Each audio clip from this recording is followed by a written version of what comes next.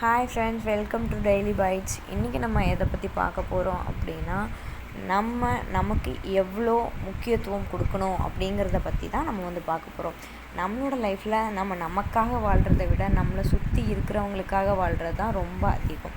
உண்மையை சொல்ல போனோம் அப்படின்னா, நம்மளோட குடும்பத்துக்காகவும் நம்மளோட ஃப்ரெண்ட்ஸுக்காகவும் இந்த சொசைட்டிக்காகவும் நமக்கு கொடுக்குற இம்பார்ட்டன்ஸை விட அவங்க எல்லாருக்கும் இம்பார்ட்டன்ஸ் அதிகமாக தான் கொடுக்குறோம். நம்மளோட ஹெல்த்துக்கு தேவையான டைமு, அதே மாதிரி நம்ம மென்டலுக்கு தேவையான டைமு, இதெல்லாம் நம்ம எதுவுமே கொடுக்கறது கிடையாது. இதனால் என்ன ஆகுது அப்படின்னா, நம்மளோட மனசு ரொம்ப அழுத்தமாகி நமக்கு அது பாதிப்பு உண்டு பண்ணுது. அதே மாதிரி நிறைய ஹெல்த் இஷ்யூஸும் நமக்கு வர ஆரம்பிக்குது. இது எல்லாத்துக்குமே காரணம் என்ன அப்படின்னா, நம்மளை விட நம்ம மற்றவங்களுக்கு அதிக முக்கியத்துவம் கொடுக்கறது தான். நமக்கு நம்ம முதல்ல முக்கியத்துவம் கொடுக்கணும். இது சொல்கிறதுக்கு சுயநலமாக கூட தெரியலாம். ஆனால் என்ன அப்படின்னா, நம்ம எவ்வளோ அளவு பராமரித்து வச்சுக்கிறோமோ அப்போ தான் நம்மளால் நல்ல ஆரோக்கியத்தோடையும் மனநிலையோடையும் மற்றவங்களுக்கு நம்மளால் உதவி செய்ய முடியும். இதில் ஃபஸ்ட்டு விஷயம் என்னன்னு பார்த்திங்கன்னா, நல்ல ஆரோக்கியமான உடல்நிலை. ஸோ என்ன பண்ணணுன்னா, நமக்கு தேவையான நல்ல ஆரோக்கியமான உணவை ஃபஸ்ட்டு சாப்பிடணும். அதுக்கப்புறம் நல்லா தூங்கணும். அதுக்கப்புறம் நல்ல உடற்பயிற்சி செய்யணும். நம் உடலுக்கும் மனதிற்கும் தேவையான நல்ல நேரத்தை நம்ம செலவு பண்ணணும்.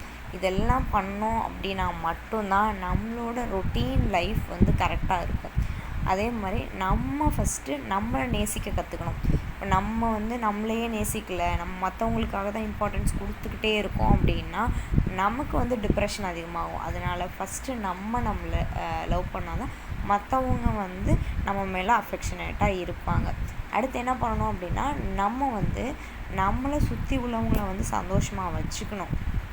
அதே மாதிரி நம்மளை சுற்றி பாசிட்டிவாக திங்க் பண்ணுற பீப்புளை மேக்ஸிமம் நம்ம பக்கத்தில் வச்சுக்கிட்டோன்னா தான் நமக்கு எப்போவுமே நெகட்டிவிட்டி இல்லாமல் பாசிட்டிவாக நம்ம திங்க் பண்ணி நம்ம மற்றவங்களுக்கு பாசிட்டிவாக ஹெல்ப் பண்ண முடியும். அதே மாதிரி நம்ம இப்போ ஒரு விஷயம் நம்மளால் பண்ண முடியல அப்படின்னா நம்மளை சுற்றி இருக்கவங்கக்கிட்ட இல்லை அப்படின்னு சொல்லி பழகணும். நம்ம எல்லாத்துக்குமே ஆமான்னு சொல்லிகிட்டு இருந்தோன்னா நம்மளால் செய்ய முடியாத ஒரு காரியத்துக்கு கூட ஒரு இடத்துல நம்ம ஆமான்னு சொல்கிற அளவுக்கு நம்ம அழுத்தப்படுவோம். அதனால் ஒரு இடத்துல நம்மளால் அது முடியலை அப்படின்னா முடியலை அப்படின்னு நம்ம சொல்லிடணும். இன்னொன்று, டெய்லி நம்ம என்ன பண்ணணும்னா, இவ்வளோ டைம் நமக்காக நம்ம செலவு பண்ணணும் அப்படின்னு சொல்லிட்டு ஒதுக்கி வச்சிடணும்.